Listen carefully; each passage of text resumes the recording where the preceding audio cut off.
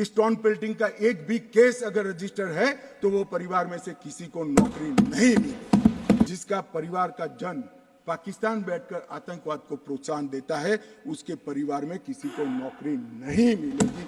गृह मंत्री अमित शाह ने साफ तौर पर कह दिया है कि पत्थरबाजी करने वालों को कभी भी जम्मू कश्मीर में या भारत में सरकारी नौकरी नहीं मिलेगी। अगर आप ये सोचते हैं कि आप पत्थरबाजी करेंगे और आपको नौकरी मिल जाएगी तो आप इन सब चीज़ों को भूल जाइए। उन्होंने ये भी कहा कि 370 2019 में टूटी थी, जो वो इसीलिए किया गया था कि जो मनमानी वहाँ पर कश्मीर में चलती थी, जो अलगाववाद वहाँ पर पनपा हुआ था, उसे पूरे तरीके से ख़त्म करना था। जो लोग आतंकवाद का साथ दे रहे हैं, चाहे वो किसी भी तरीके से दे रहे हो, कहीं भी उनका लिंक अगर आतंकवाद के साथ आता है तो उन्हें भी नौकरी बिल्कुल नहीं मिलेगी, चाहे वो कोई भी हो, और उनके किसी भी परिवार को नौकरी नहीं दी जाएगी और उन पर सख्त कार्रवाई भी की जाएगी। और जो लोग सरकारी महकमे में हैं, जो सरकारी नौकरी में हैं और वो भी आतंकवादियों के लिंक में हैं, उन तक किसी भी तरीके की मदद पहुंचाते हैं, तो उन्हें भी टर्मिनेट कर दिया जाएगा। और अभी भी देखा जाए तो कितने ऐसे सरकारी नौकरी में मुलाजिम थे जो जिनमें देखा गया कि वो आतंकवाद के साथ किसी न किसी तरीके से उनका लिंक था, उन्हें नौकरी से बर्खास्त कर दिया गया और उन पर कार्रवाई भी की जा रही है। और ये भी उन्होंने कहा कि 2014 से पहले जब हमारी सरकार नहीं थी, तब जब भी आतंकवादी कश्मीर में मरता था तो 20 से 25 हज़ार उसके जनाजे के साथ लोग होते थे, जो 2014 के बाद बिल्कुल बंद हो गया है। जो हमारी सरकार ने करके दिखाया था, जो पहले की सरकारों को करना चाहिए था, उन्होंने नहीं किया। अब हम हैं तो हम वो करके दिखाएंगे। और ये अलग नहीं है, भारत एक है, नेशन एक है, एक ही कानून है, एक ही विधान है और वही पूरे देश में, पूरे राष्ट्र में चलेगा।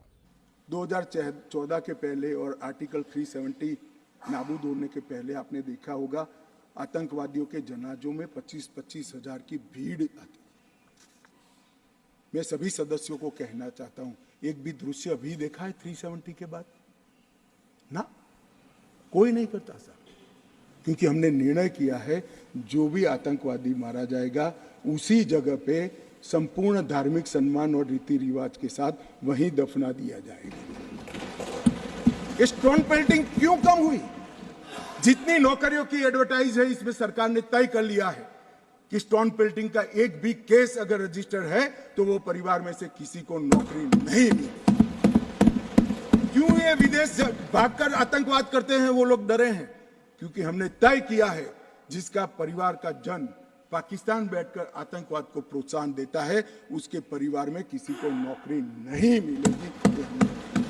मान्यवर, हमने तय किया है कि जो टेलीफोन रिकॉर्ड के आधार पर प्रस्तावित होता है कि किसी का परिवार का व्यक्ति लिप्त है आतंकवाद को बढ़ावा देने में, तो नौकरी में है तो भी उसको डिसमिस करने के सर्विस रूल्स हमने बनाए। हम छिपाने में विश्वास नहीं करते हैं मान्यवर। हमने हमारे समय में भी हमले हुए शुरू में, क्योंकि पुरानी आदत पड़ी थी।